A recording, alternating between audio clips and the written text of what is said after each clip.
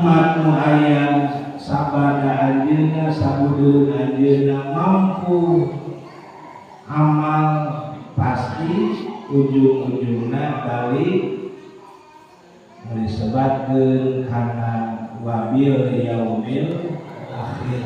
Nomor kalima aya keyakinan pikeun jalma iman teh aya disebutkeun balik kana poe mati.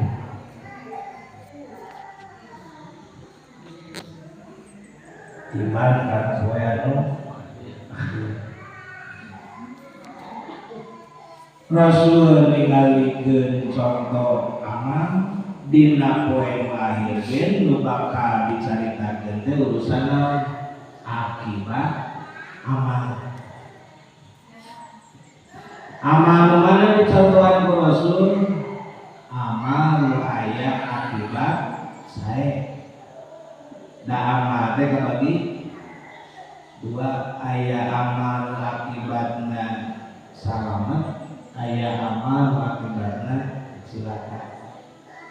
Ditantukeun salamet jeung cilaka nu sabenerna salamet sabenerna cilaka mah engke di mana geus tumiwa kana disebutkeun yaumul akhir.